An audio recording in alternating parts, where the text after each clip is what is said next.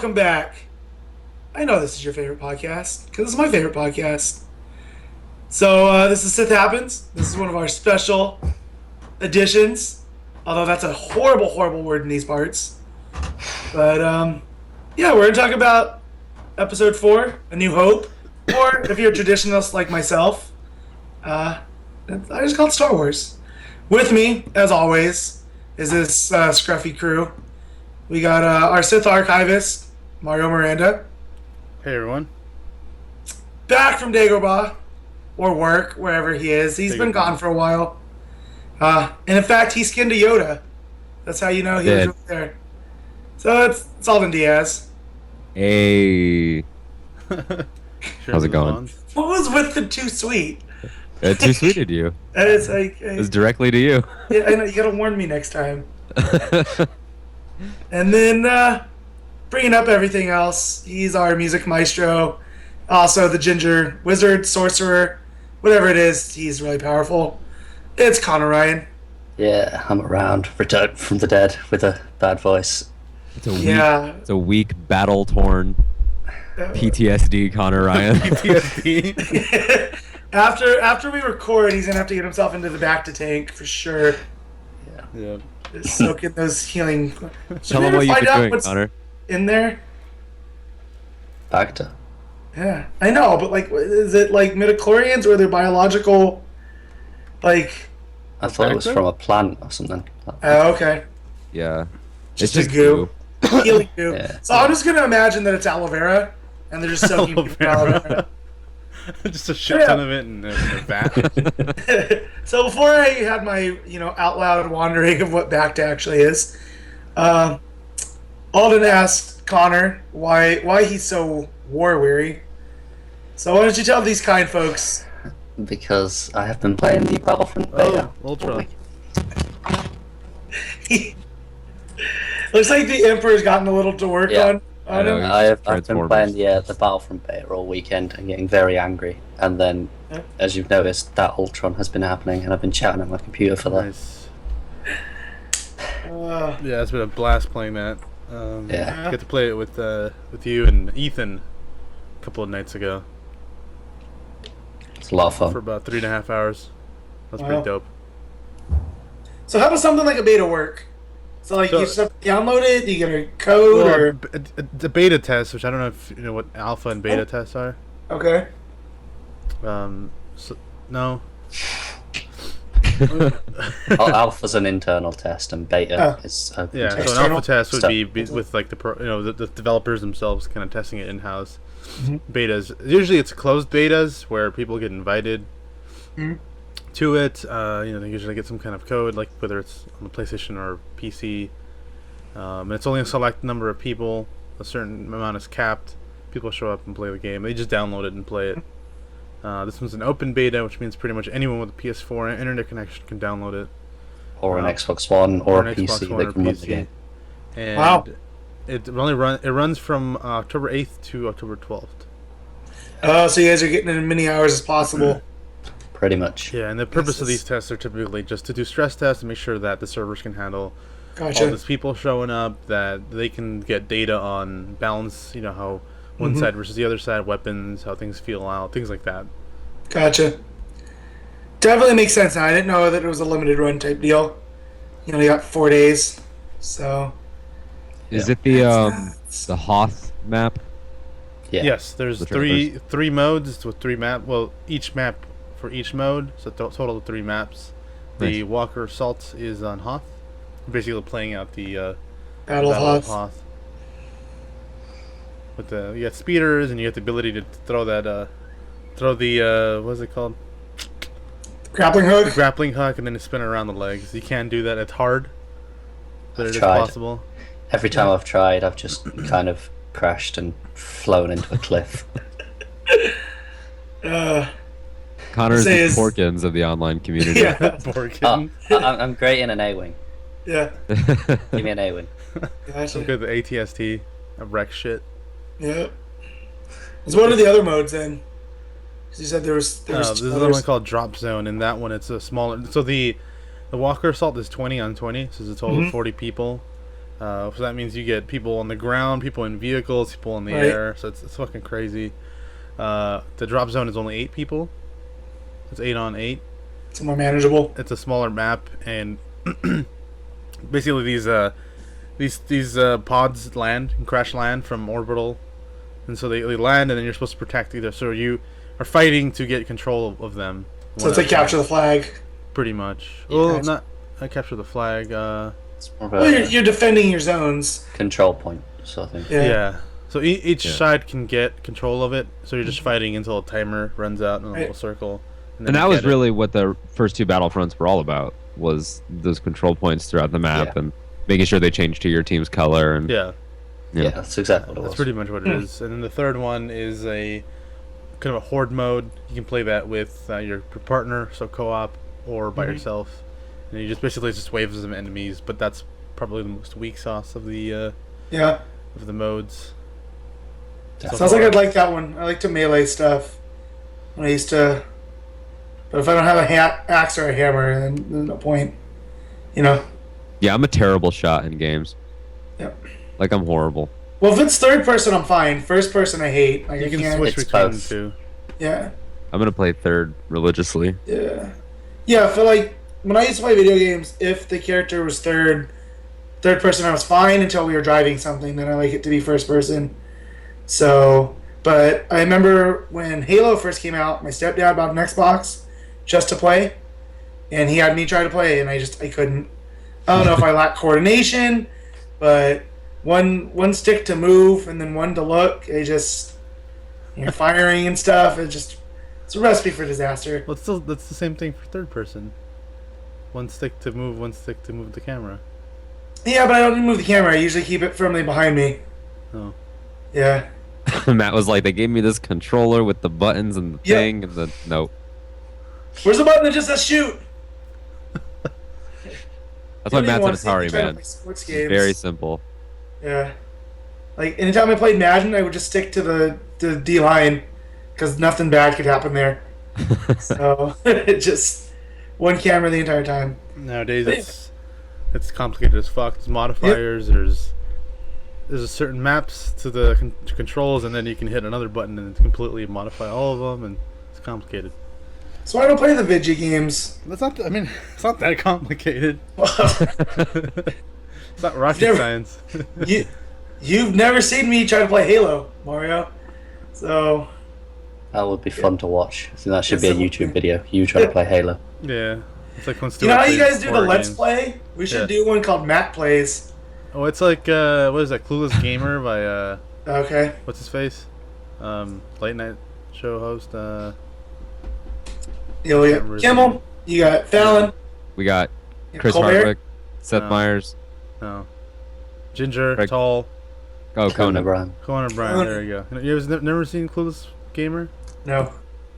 I have now that you mention it. Yeah.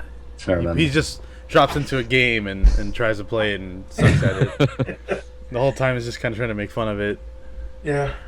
Well, there'd be less of me making fun of it and just getting angry and throwing the controller. It's alright. So- I get plenty angry. He kind of does that Yeah. too. He tries to Yeah. play Halo and then he plays against these 2 other guys and they get destroyed. He's like, I can't even find anyone, and he immediately does. He just keeps getting killed and he doesn't even know where it came from. Yeah. I can see Conan doing that type of stuff. Yeah, it's pretty funny. But yeah, so now we have the Battlefront beta that's going on as we're recording this. But more importantly, we're going to talk about A New Hope, Star Wars, whatever you want to call it, because it's basically the person that brought us all here. Because without this one movie, we don't have this podcast. I don't think we're nearly as close as friends. You know. So Probably true. I guess we'll start though by we'll each give our earliest memory of A New Hope, because I know mine. So, but do you guys have any interesting? I mean, Alden for you it was only like 4 years ago, so Yeah. Yeah. you know. But yeah, In So- that very spot, I saw. When he was, look. 8. yeah. So Alden, why don't you tell us? Since you're the youngest, you're wearing a skinned Yoda head, like a barbarian. So, what's your earliest memory of A New Hope?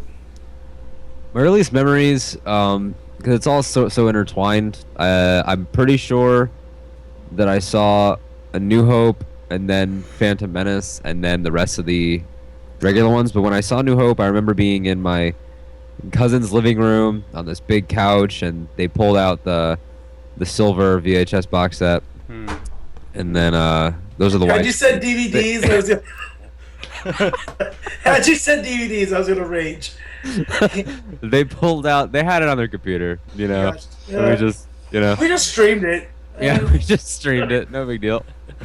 But yeah, so we watched it on VHS, and I remember immediately thinking, "This is different." Like it just feels. It's old, but it's new. Like it was the first thing that I remember seeing as a kid. That the fact that it was old didn't make me less interested. Because other things had done that. You know, like as a kid, like you see something like I'm trying to think of something like Jaws. Jaws as a kid for me was hard to sit through. I couldn't immediately get into that. I couldn't watch Jaws until I was like 2006. Man, that's why. Yeah, they'd already had their 30th anniversary.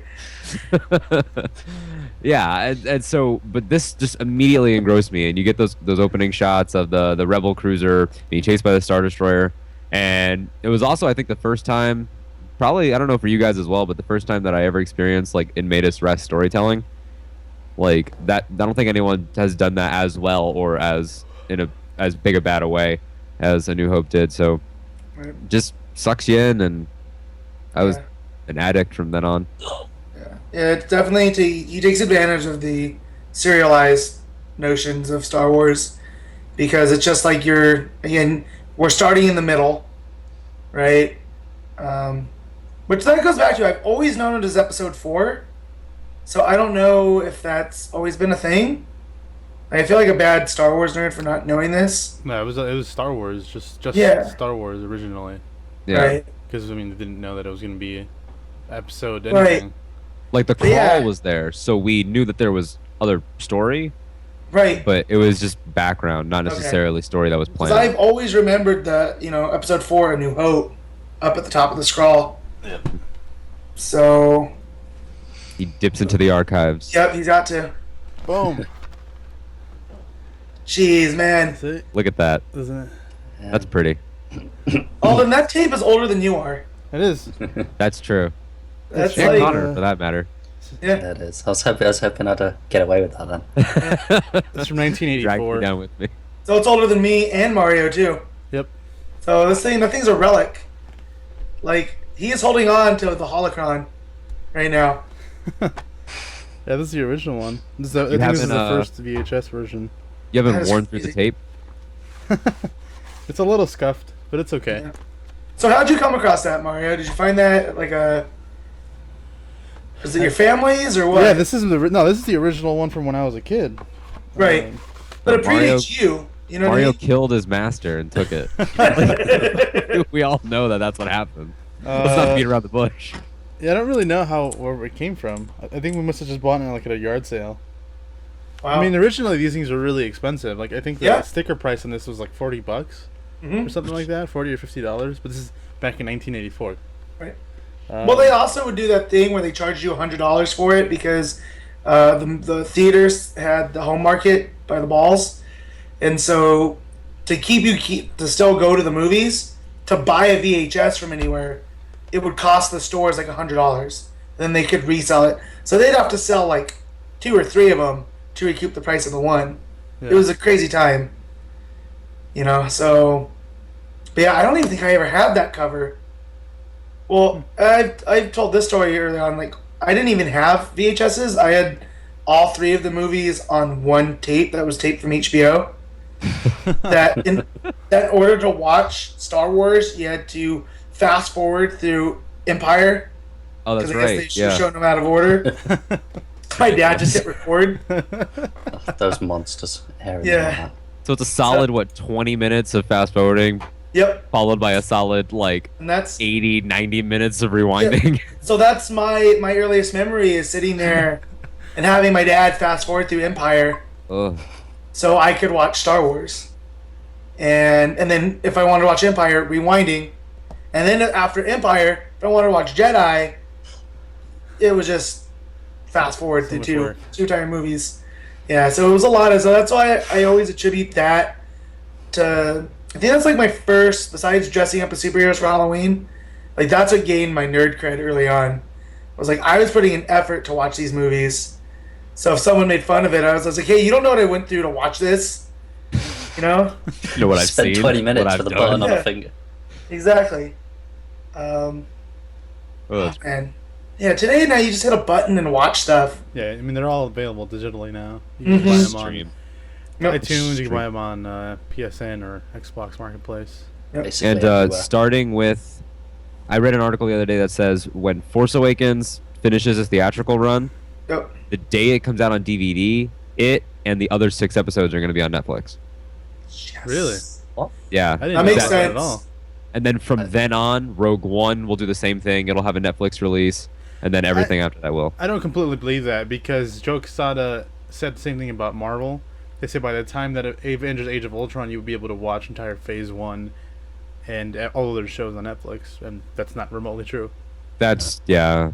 Well, Netflix could be behind too, but I do know I was reading stuff weeks ago that Netflix, if you search for Star Wars on the streaming thing, they have stuff printed up already, like ready and waiting to go. So they're just waiting to get the word from whoever that it's okay to stream it. Because I remember when I first got Netflix, I think only Jedi was streaming. That was like 5 years ago. So they've had them before. They just kept them in and out of the rotation. But I know Disney does have the deal with Netflix, so Yeah, isn't Disney Yeah. partially Part on owner, Netflix? I think, yeah. they might. But I know they have a ton of the animated stuff and a lot of the older movies of When are Disney's they gonna catalog. put the feature length Ewok films on Netflix? That's what You know, I I want. haven't seen those since like I can't even tell you. I think we But should do a full Sith Happens commentary on those. I think we should. That's the next big thing. Well, so I'm watching, getting ready for the rewatch earlier this week, and I put it on. We have my nieces over, and my one niece doesn't want to watch it. And I go, "Come on, it'll be fun. Just watch." She goes, "Is there singing in it?" And I go, "This is not the Christmas special." And she goes, "There's a Christmas special?" I go, "Not that you know of." Right? Don't ever So, show them the Christmas yeah. special. Yeah, well, I've never actually seen the Christmas special. I So I've all I seen know is bits. there's song and dance stuff. That's horrible. But yeah, so the So stuff, who's next? generational. Yeah. So Connor, why don't you tell us your earliest Star Well, Wars? this is hard because I don't remember the first time I saw it because it was that early that I don't remember Oh. not knowing Star Wars. So obviously I went to see Phantom Menace as a kid. I would have been what, 4? Jesus Christ. 4? And it's the first film I remember Wait, seeing so- in a cinema. So you were too young for the re-release on the theaters, Well, the special Yeah, editions. God damn it. Woo! I would have been almost 5, I think, by the time Phantom Menace came out. But I know I watched the other 3 religiously like 100 times before that already. Like I already had all of them memorized before that. Yeah. So I can't remember how early it was that I started watching them. Connor was actually conceived during a screening of A New Hope. I mean, Carrie Fisher is pretty fetching in that movie. She is. It's true. First crush, I'm pretty sure. I'm pretty sure her Yeah. and Buttercup from A Princess Bride is up there. And Hermione. What? But yeah, Oh, stop talking! You're not doing yourself any favors. How do you've seen that movie? I mean, that movie's also predates you by a good chunk. Princess Bride is the shit, dude. Well, he's a theater nerd. Like theater nerds love Princess Bride. That's Princess true, we Bride's do. good. I like that movie, but it's just, Yeah. that's an old movie. Where's the sports? Yeah, where's this? Is there kissing in this? Fucking Fred Savage. Well, Star Wars, fixes 2 of those things because there's kind of sports in What's Star sport? Wars. Well, it's really more of a game, but Pod racing? it's Oh, pod pod racing. racing. There's also virtual battle chess with creatures, whatever the hell that is. Yeah. It's, What's the name Some of that? Mario. Right? did you hear it? Yeah. Okay, there you go. Well, how did you first discover A New Hope? I don't. Same thing with Connor. I don't really remember I don't remember not knowing Star Wars when I was a kid. I mean, in high school, I used to watch. I think I used to watch at least Empire, if not 2 out of the 3 or 3 out of the 3 movies every week. Every single week. Empire was always like my go-to. Like, I don't have anything to do. I'm just put on Empire. Yeah. But since I was a kid, yeah, I don't remember not knowing it. I always kind of had a copy of it. We never did the taping though. I never had a bootleg copy. I think somewhere along the line at a yard sale, we must have gotten the original Star Wars and Yard sale. at a yard sale somewhere. Yep. Which means it wasn't really cheap. It probably still cost like $15. Yeah. Yeah, yard selling. I remember I bought the Ninja Turtle trilogy from my neighbor, but he had $2 price tags on them. The I thought it whole was trilogy, $2. Matt? You bought the third one? Yeah, of course. I like that third one. The third one's not terrible. But anyways, bad. I bought them and they were $2 and I was amazed. So I'd never seen VHSs for less than like $10. Really? Even at a yard sale. Yeah. Well, I was still buying them up until like 2000 something. Really? Yeah. See, my dad was always an early converter. So as soon as we had a DVD player, we stopped. Well, DVDs VHS. are expensive, and a DVD player was back in 2001. They weren't cheap. 2001. Back Good when year. Good year, fucking 01. Connor and Alden over here were fucking 6 years old. 7. But yeah, but being an early adopter, like my dad was super stoked because he was into Star Wars when he was a kid. I mean, he was born in '64, so he was like what 13 when it came out, and he had Star Wars everything. So he was right at the right point in Yeah. his life. He had an R2D2 lunchbox, I think, and he had like folders and the original comics.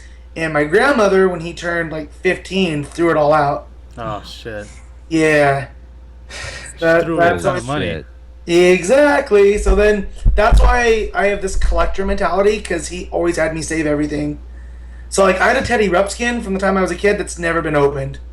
In fact, it's still sitting in my garage in its original packaging. Is that why you conference with us every time you get a toy Yep. about whether or not you're gonna open it? Yep, I have to. It's like it's a thing that don't open this or it's worth nothing. But you know, as I've gotten older, there's certain things that I will open and display. But Star Wars is still a tough one for me to open. You know, unless it's like Clone Wars toys, I'll open because they don't seem like they made a ton of them. You know. Yeah. So, but yeah, I mean, all my Episode 1 stuff I had. I remember I opened Darth Maul, so I could like display him and put him in badass poses. And my dad flipped out. What are you doing? Because your dad That's was worth still nothing. scarred about what Yeah. happened to him. Scarred. Definitely. So, but I told all that to get to this is he was super stoked for the re-release in '97. So we go to the movies, and after it ended, he was so upset. He said, "That's it. I'm not seeing any more of these." Oh. So I I have have a question about not the seen. re-releases for you guys Yeah. that were there. What was that? I have a question about the re-releases. Huh? Yeah. Did they do all 3 on the same day No, in '97? they were like a month apart. Yeah. Oh, okay. I So only it was got to like watch May, Empire. June, July.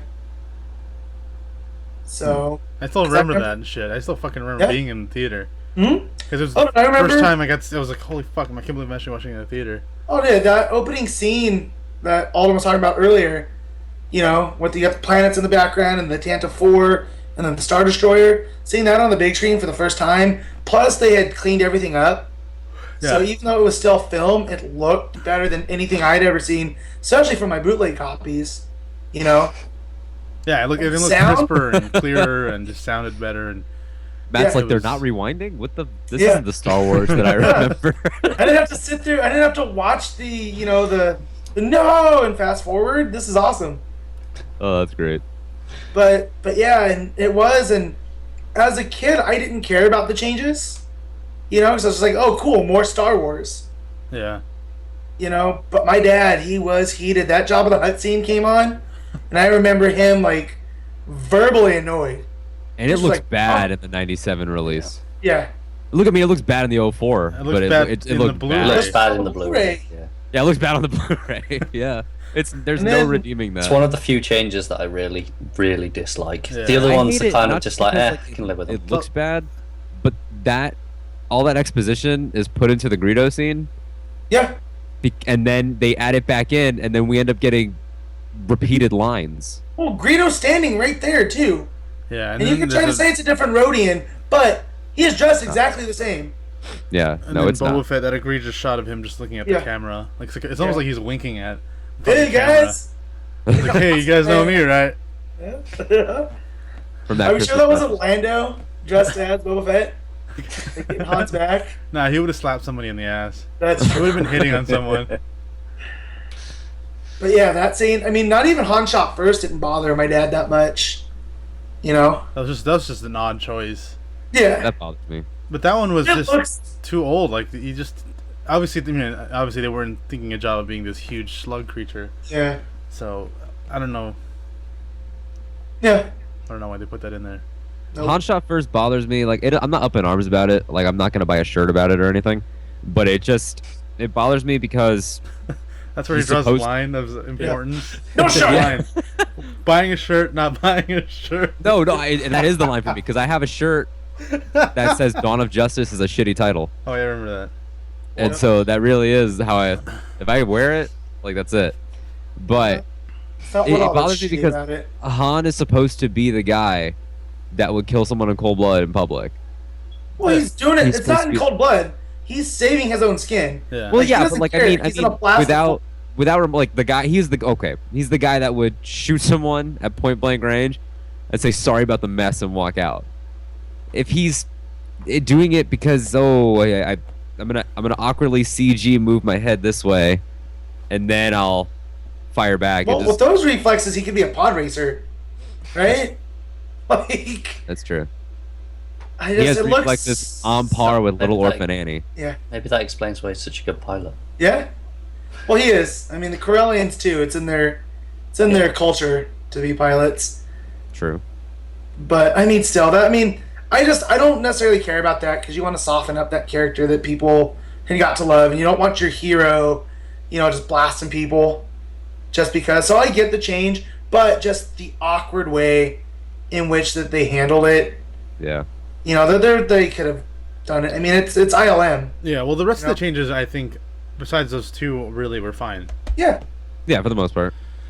I mean, there was no need to really add like more creatures when you were getting to the fuck are we getting The crash pod. Yeah, and just stuff like that, and the dewback, right, with the stormtroopers. Yeah. Yeah. But it didn't really affect anything. Like it didn't. Yeah. It's just make kind of it work. there. It was just kind of there. The stuff that did really work was in the scene where they're trying to break out Leia. Yep. They added it to make it look like it's a lot longer. I think those kind of changes are actually good. Because Lucas himself talks about how it's because they were limited by the effects and the budget They added had. more stormtroopers in that bit as well. Yeah, so that better stuff one. makes. I think that's perfectly fine. I think it's a good thing. There's like a fucking million stormtroopers in the edited version. Would there not be on a fucking Yeah. Death Oh no, I Star know. the I just size think of it's that funny. thing? yeah. Like I just think it's funny because it enhances the whole like Han looks and then runs, Yep. but it's even more comedic because of how Yep. many there are. Oh Han, But we talk yeah. about how great he is. Yeah, I can't. As a kid, Luke Skywalker was my boy. Like, I wanted to be him. I wanted the laser sword. I wanted to go off on adventures, and like everyone identifies with the twin sun moment, right? That everyone. Of course. Oh yeah, for sure. But the older and more grumpy I get, the more Han Solo is my dude. Like, just the whole hokey religion and ancient weapons. No match for blaster at your side, kid. And then, I've always had this theory that Han's just full of bullshit, and because that's what he does, right? He lives on the opposite side. He's got to lie to keep, like, his head on, right? So this whole I've flown from one side of the galaxy, and I've seen some shit, I don't necessarily believe that. Because if he's that well traveled, he would have had to run into a Force user of some kind, So you think Han Solo is like the Gilderoy Lockhart of the Star Wars universe? Not necessarily that. I just think he's kind of like, hey, look how cool I am. That thing you believe in, bullshit. Because I've seen it all, man, and I've never seen that. So he's talking up to make himself seem more important than he actually is. Han is the quintessential that guy. Yeah, in that scene at least. But as the series goes on, he sees some shit. He wields a lightsaber to save his friend, and and he realizes the Force is a real thing. Well, Return of the Jedi, then he sees fucking Luke be a badass. Yeah. He's fucking flipping around and slicing bitches. Yep. Well, he's stumbling Han around. actually couldn't see during that scene, so he could still be a true. skeptic. You know what I mean? Yeah, I know. He was there. He sees a green blur. He Oh, heard that's it. Luke. Yeah. He heard it. And then But he yeah, also is it in this one or is it in one of the other two where he says "May the Force be with you" to Luke? That's in Jedi? Is that in Jedi toward the end? That's when they go to leave. Okay. Yeah. Yeah. And he's gonna take on the Emperor and Vader, and that's where he tells Luke. Yeah. See that he has honestly the best roguish character arc of all time. I mean, he was the definitive rogue, but then like Look how you're introduced to him. His feet are up and his hands are behind his head. Yeah, he probably just nailed the chick in the bathroom. Yeah. I'm Han Solo. send bitch. Lando a text. Yeah. Sends a picture. Just came out and gave Chewie a high five. Yeah. Check out this Twi'lek. Oh god. But yeah. He told his- Chewie to stand outside the bathroom. No, Yeah. the stuff for me that always stood out, though, of course, was Vader. That's Of what course. always stood out to me. Of course. Um, It's the way you're introduced to him. He's a goddamn triangle. yeah, that scene in the beginning is really like one of my scenes to kind of show how good Star Wars is, because, I know you talked about how with the shapes and stuff you kind of are supposed to get an idea of who the good guys and bad guys are. I completely disagree. In 1977, you see a bunch of guys in white. I think you probably assume those are cops. They're probably the good guys, and they're shooting bad guys. But the second fucking Vader walks in that shit, and the corridor I was made to be small so that he looked even bigger. The costume design, the music, his voice, like everything was just designed to make him the most badass you could possibly make him. And when he fucking rolls up, like there is no question. You can fucking be Ray Charles and be blind. You still know that's a fucking bad guy right there. You feel his presence. Well, because David I like how Prowse it wasn't like Matt Murdock or like someone even remotely nerdy. Well, You know someone real? A real person, you mean? Come on, Alden. Matt Murdock would have gotten the radar sense. He would have known how big he is. Yeah, you can see him. That's true. Anyway, and So then David Prowse, he's already a big guy, though, right? He's like 6'5". yeah, he's supposed to be. Yeah, he's a really tall guy. I mean, you can see him in the other scenes when he's picking up the fucking captain and he's like holding him up. But that scene was the one that got me because he fucking kills him, and then he's annoyed at the fucking gall that this guy had to die. And instead of just like dropping him and letting him go, he tosses him aside like fucking Against the trash because he's so annoyed with the fact that he died. The idea that he's that strong in the Force, I was just like, nah, fuck it, I'm just gonna grab you by the throat and just throw you. Like I remember as a I'm not kid gonna, that I'm not gonna like, exert the energy to focus. Well, even by that, My hand. by that point, Connor, we don't know with him with the Force. No, exactly, but that's what I mean. Like, it shows that even before that, he's just that strong that he just doesn't care. yeah. And if you think about like what we know about Vader as fans and as people that have seen his whole story, that's a bionic just death grip. Right. Like that's horrible. But that's the whole thing. That whole generation before us had no idea what Vader was. Yeah. Yeah. He could have been a robot. He could have been a dude just in the suit. He could have been wearing that mask because it's scary as shit. And he wants people to see a skull as the last thing they do before they die. Yeah. We didn't, at that time, they didn't know that it was like all part of the main story. Yeah. Well, they didn't know he was damaged either. They thought it was just a costume for the sake of having armor or whatever. Yeah. But I mean, that just to me that always kind of scared me because he just didn't give a fuck. Like he immediately just set up like that dude has no good in him whatsoever. Yeah. And Mario's like, that's my boy. I was. All of this boy. reminds me of Shut up. the Chasing Amy, the Hooper X scene, where he's talking about black versus white in science fiction. Yeah. And he's like, you get Darth Vader, the blackest brother in all of science fiction and fantasy, a Nubian god. And then they reveal him to be a crusty old white man. It's true, though. That's It's awesome. Yep. I mean, yeah. But then conversely, you get that entire introduction, and we get the establishment of how just how big of a badass this guy is. And then you introduce Leia, and she absolutely give a no fuck. fear, just stands up to him, Yeah. and that's such a great way to introduce both. You know, Yeah. Mhm. Yeah. 'Cause Well, immediately she's just like staring him down. they use him to give a reference point to a lot of people. Like Tarkin's the same way. When Tarkin pulls his fucking chain and says, "Shut the fuck up, Vader!" Like, holy shit, who the fuck is this guy over here? Yeah. And then in Return of the, well, like, not even Return, but throughout the next couple of movies, when he talks about the Emperor, and that I love that opening scene of Return of the Jedi when he lands on the Death Star that they're rebuilding. He talks about how he's telling the guy that you need to speed up the schedule. He's like, "We'll do our best." Like, well, you can tell the fucking Emperor. The Emperor's Yeah. coming here. Holy fuck! All right, we're gonna try harder. And that's when you realize, wait, Vader's the nice one out of this duo. Yeah, doesn't Holy Vader say fuck. like Vader's he's the not good as guy. forgiving as I am? Yeah. Yeah. And we've seen him choke people out for telling them the Force isn't real. Yeah, Right? pretty much. So just from across the You're room, not real. right? And like he just said, he's the good cop. Yeah. Yeah. So they use him a lot to be a barometer to what Yeah. like evil is and kind of. Well, and setting also up. in Empire, right? We get another thing about Han. He doesn't care either, because what's the first thing when Well, he Vader shows fucking up in shoots Cloud City? space. Yeah, Yeah, he's like, I got a blaster, I'm going to use it. yeah.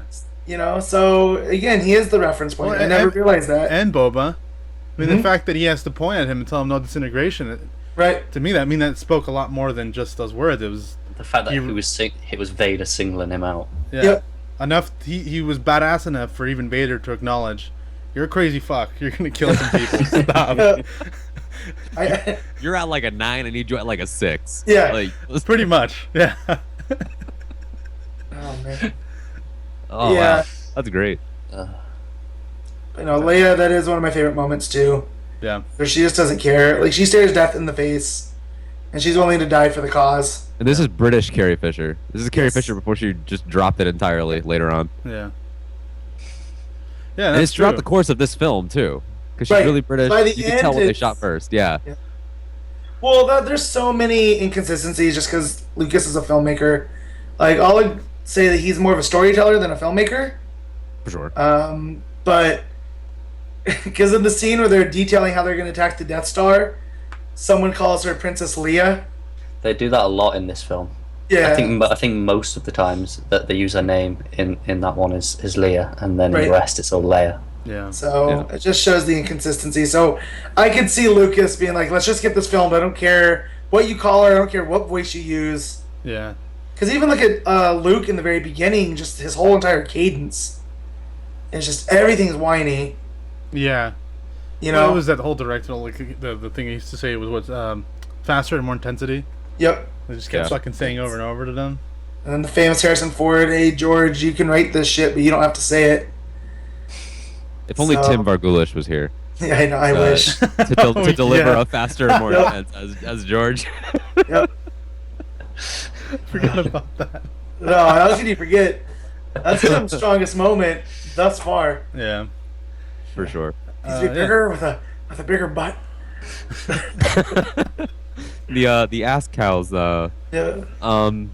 I wanted to bring up a moment. Matt and I, before we recorded, were talking about how after the hundreds of times that we've all seen this, that Han showing up at the Death Star trench is still just Yep. that's movie magic. Like that to me is that's a bro. It's a It bro is the moment. bro is yeah, Yeah, bro. exactly. It fills me with like the energy of a fist pump every time. Yeah. It's because it's just like, yeah, of course he's got your back. Like, he's in this now. Plus, they probably know him, right? They know the Han Solo name, so it's already interrupted his business.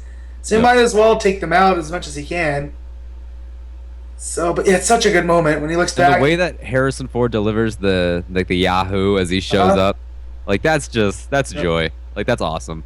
Yeah. Mhm. Just like that. Harrison God. Ford, for someone that like, because he talks a lot about how he did this and was like, if this works, it'll launch me and I can get more roles and blah blah blah. And he was never too attached to it over the years. Now he seems a lot more. He looks back on it fondly and he's excited. Of But for a course. while, there was that classic Harrison Ford attitude. Well, you gotta look at what other movies he was making in the 80s after this. Well, yeah, Outside of Indiana Jones, they're almost direct opposition. You got stuff like Presumed Innocent, Witness, Blade Runner kind of goes with it, but he's trying to do more serious stuff and less fun. You know, but considering that though, he still has and just with honesty delivers some of the best like comedic moments. Well, because he's just a great actor. Good. Yeah, he has that moment where he's talking over the comlink on the Death Star. And he's like, oh, "We're fine. We're fine here." How are you? Like, that one cracks me up all the time because he gets that look on his face, like, wait, why did I just say that? You know, you're drawing more attention to yourself. Then he shoots it. Yeah, it's right here. Bang. Oh, that's great. That's gold. But yeah, I could talk for days about Harrison Ford. It's my man crush right there. Like, as I wear my Indiana Jones shirt.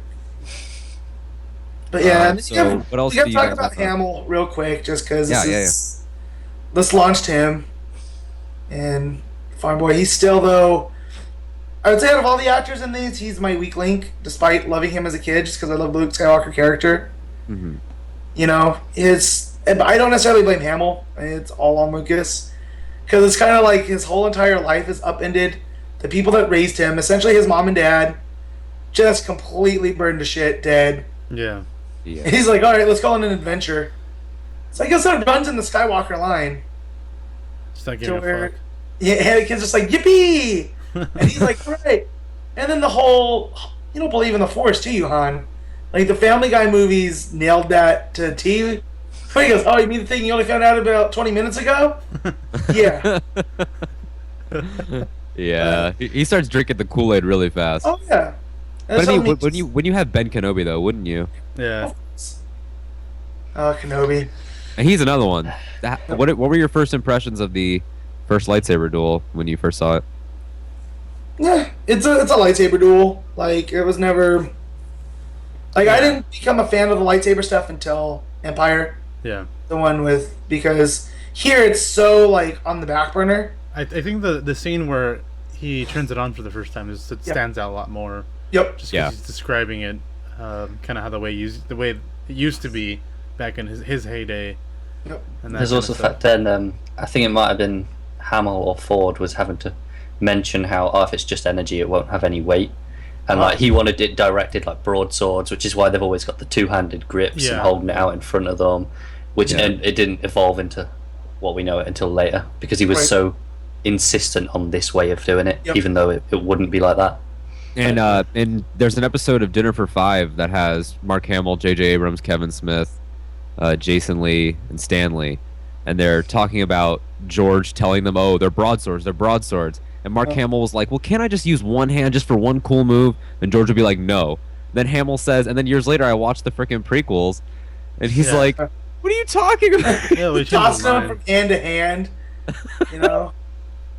Dual wielding them and. Yeah. Well, you're talking about like in Clone Wars, you got people holding them backwards and sideways and bent hilts and. Starkiller alone never fucking holds it straight. He always has it in, like going backwards. Right. Yep. Yeah, he changed his mind, but you know, because obviously they made this knowing they didn't know they were going to make more of them. Well, you got to remember too, Lucas wanted to make Flash Gordon, and Fox wouldn't sell him the rights or whoever had him at the time. But they're like, if you can create something like it, we'll fund it. And so he just took the serialized nature of Flash Gordon with its, space fantasy, and created his own thing. And now it's like one of the biggest things of all time. And it's still, like, by definition, the greatest and most successful indie film ever made. Mm-hmm. Yeah. Can we talk for a second about how smart he was to take the just the merchandising rights? Oh god, genius fucking move. It'll never happen again. Genius move. Yep. That's why there was everything. That's why my dad had the folders and the R2 lunchbox. Like, to us, that's all commonplace. But up to that point, it was basically unheard of. And then all the toys, you're talking about that's how Kenner got it, because I think it was Mattel couldn't produce the number that they needed. Yeah. So Kenner was just like, okay, well, we'll just send out a coupon.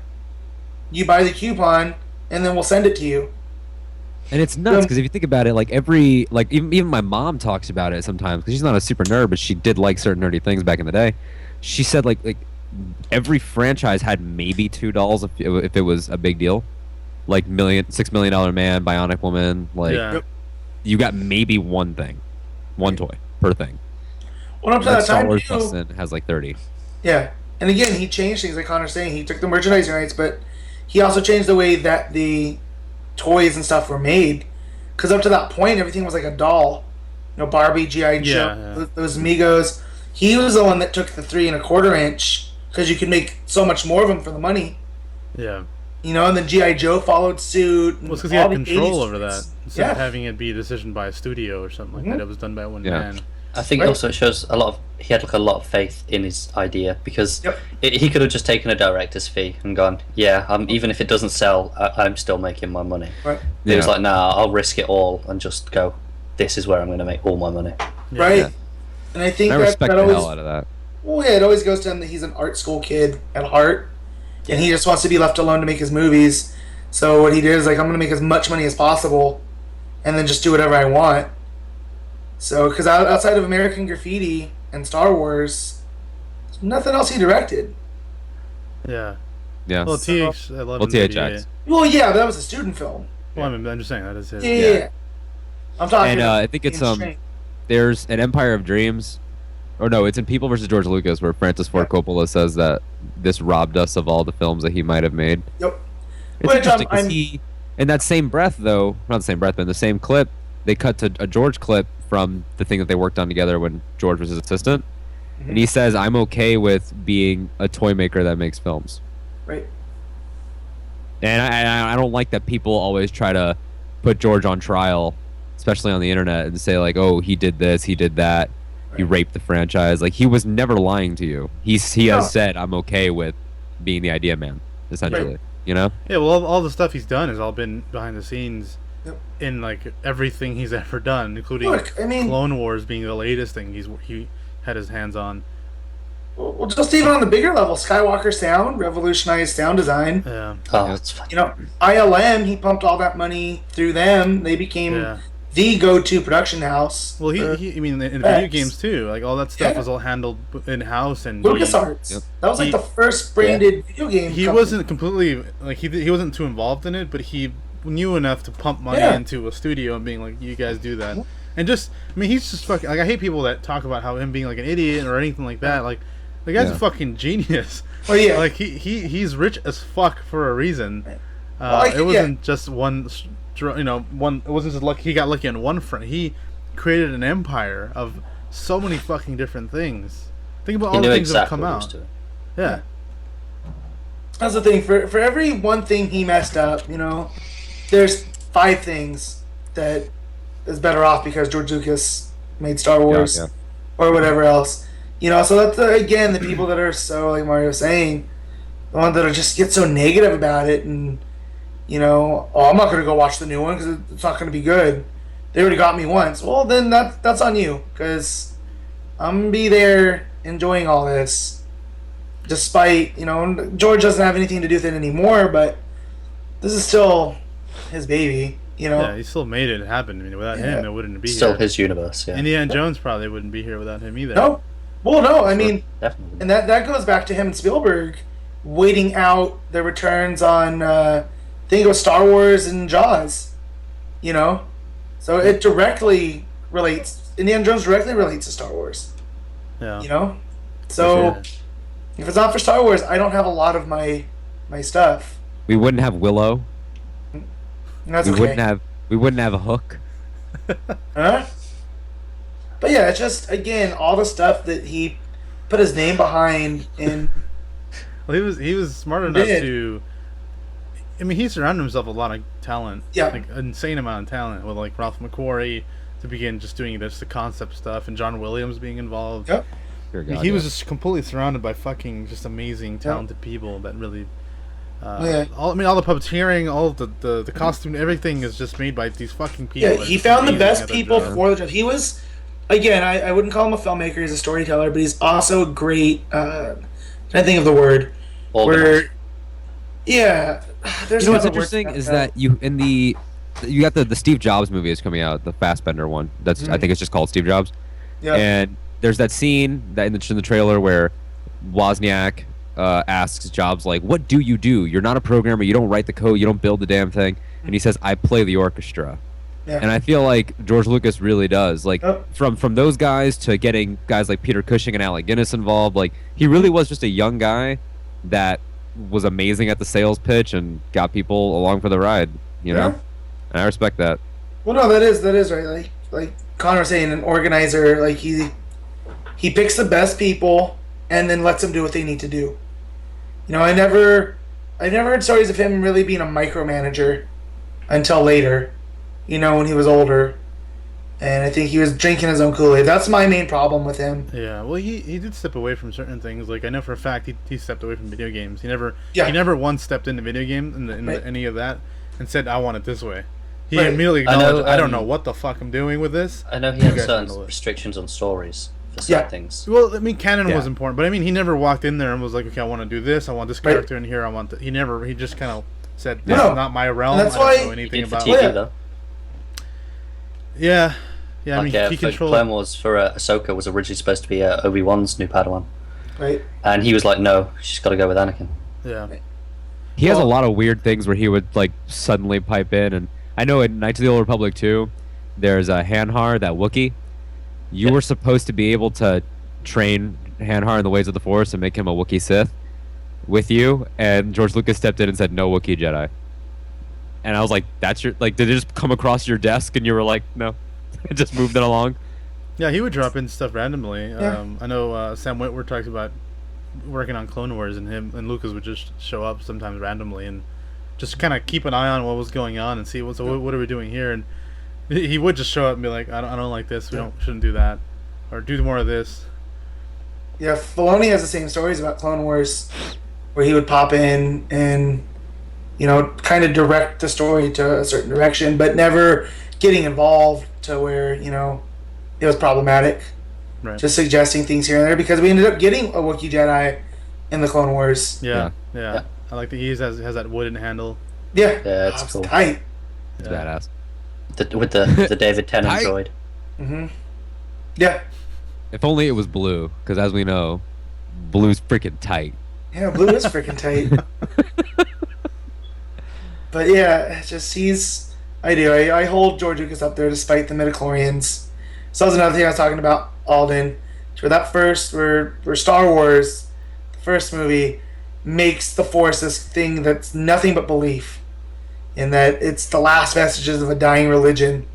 Yeah. And then George comes and's like, well, no. And what'd you say, Alden?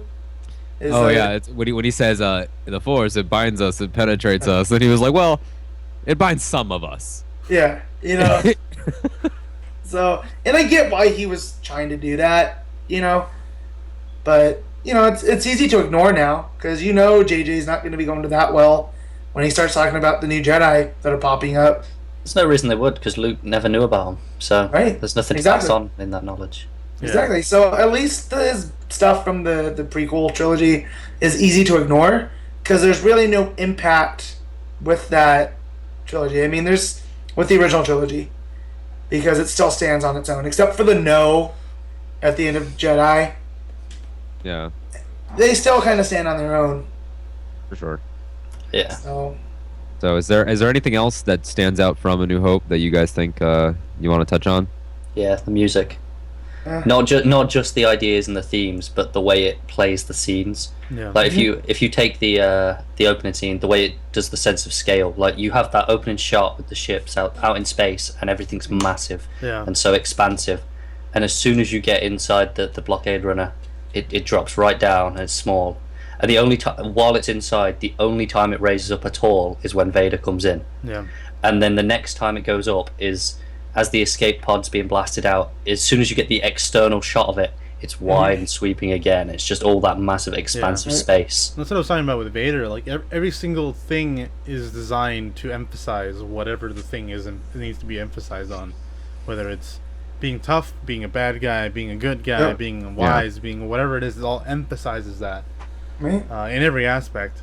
Well, storytelling. Yeah, and that's what, and Lucas being like Mr. Tone Poem and Art House Flick, like I could totally see him just meticulously, you know, I could see Tim Vargalish in my head meticulously playing George, like putting all this together and all these details, and you know, that's his strong point. Like that guy can make a moment better than he can make an exchange, and that's okay. Yep. I agree. I just still wish him and Spielberg could have teamed up for a Star Wars movie. I wish Spielberg would have directed Jedi like he was supposed to. Yeah, but that's what I'm gonna say. Is like you would have all that tone poem stuff with Spielberg's sense of awe and the camera moves. Yeah, exactly. Just those that'd be great. Yeah, and it just makes me sad that it never happened because you take both their strengths and just it'd be like a Voltron of movie making. Okay. The Voltron of movie making. Ain't no Power Rangers around here. Voltron. Ain't no Power Ranger around here. Somewhere. Which one? Ain't no Power Rangers around here? No, it's like Voltron of filmmaking. No, it's like Voltron of filmmaking. I wonder if at any point we'll get any information, maybe post the release of Force Awakens, if George was involved at all. And anyway, there was the reports that he had a script and they were just basically tossed it aside. Yeah, they basically tossed it. But then that contradicts that Michael Arndt's first draft was based on Lucas's treatments. So that would mean that Abrams and Kasdan ignored what Michael Arndt wrote. And that's not cool. So I just wish that we could get a definitive did anything from Lucas's treatments make it in, or did he show up at all? I don't think they'll say anything till after, because if they're like, oh yeah, Lucas's ideas are in there, all the people who proper hate on the prequels will get put off by it. Yeah. Because they're making such an effort to distance themselves from the prequels in every way, every time they speak. So they really just want to avoid the Lucas name altogether, just in case. Right. Yeah, true. I mean, Kasdan's there, and he's been there forever. So he's a name that can be trusted. Yeah. But I mean, it's not like he's a terrible writer. I mean, art's great, but Kasdan's easily fill in. So I don't think they lost. knows Star Wars. He knows what he's doing. Yep. Exactly. Yep. Yeah. Good stuff. Well, It's crazy. We're talking about this now, and then just in a couple of months, we'll be talking about Force Awakens. I know. That's nuts. Little over 2 months. I'm all aboard the hype train now. Yeah, everybody is, man. It's fucking Full crazy. steam ahead, man. I can't even. I the other day I was talking with my boss at work. She's a huge Star Wars fan, and we were trying to coordinate how many who you're gonna see it with this showing, and then who you're gonna see it with this. I have to see it with everyone that cares, and I can't get them all in one spot. So I gotta. know. I've got one friend coming up from the other side of the country to come and stay with me to go to the midnight showing, and then it's I've said to my girlfriend, it's I'm dragging you along the next day. You're coming to see this. You've got no choice. Yeah. She's not very happy. Yeah. She will be. My wife is along the same. I mean, she's gonna see it, but she's like, "Well, do we have to go to that first showing?" That's Yeah. Yes. That's it. Yeah. Of course we do.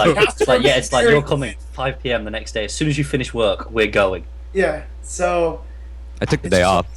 I gotta give her credit because we went to Disneyland for my birthday and we were at Star Tours, and she hates it. It makes her sick, but she was still a trooper because she knows how much it means.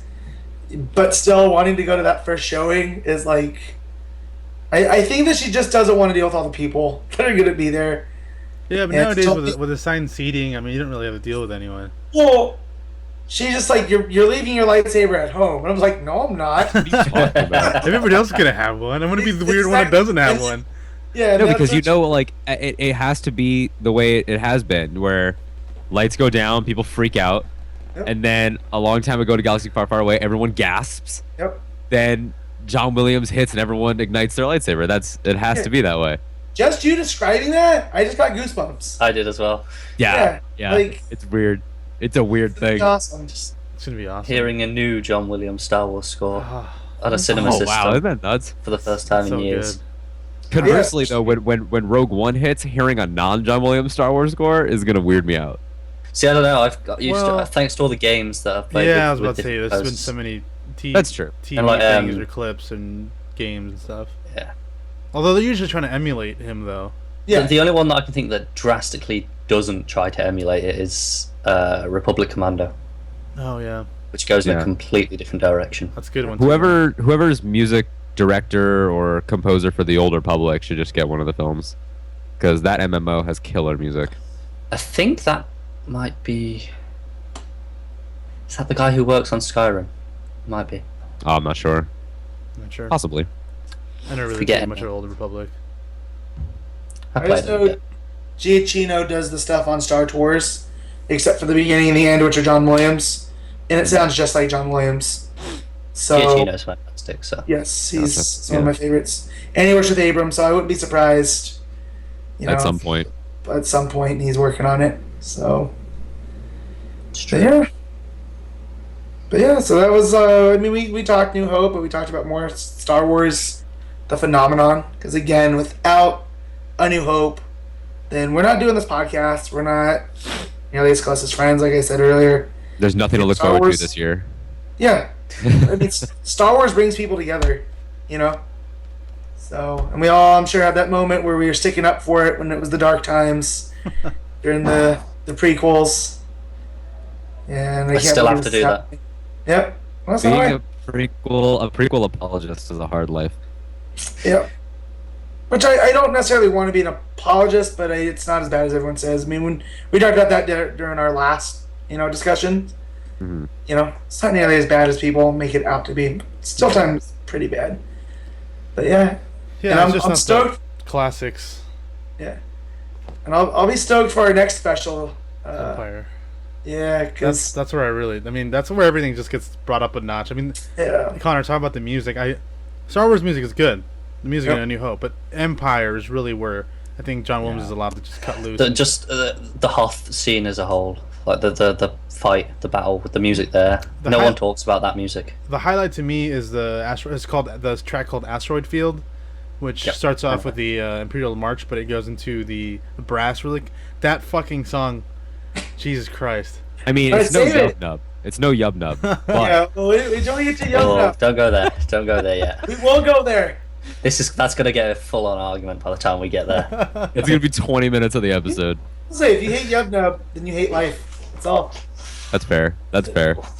But but for those that are listening and or watching, that's going to be not this coming episode, but the following one. This coming one is going to be loaded with Shattered Empire, Chewbacca #1, tons of news, Ending of Lando. Rebels premiere. Yep. Yeah, the ending of Oh, Lando. Rebels! is- Yeah, Yeah. that's true. Rebels Rebels is is out coming in a back? week from now. And all the rumors that we've had, rumors and news. Yeah, Yep, Sarah it's Michelle gonna be- Gellar's character being revealed. Yep. So It's lots of gonna- stuff coming up. It's gonna be packed full of all sorts of Star Wars goodness. Yeah. So, if it was a smuggling ship, we'd be way down. No way we could make the Kessel Run. Just can't do it. Never tell me So- the odds. Yeah, you never tell Alden the odds. Never. So, all right, guys, I think that'll wrap us up. So, until next time, may the Force be with you always.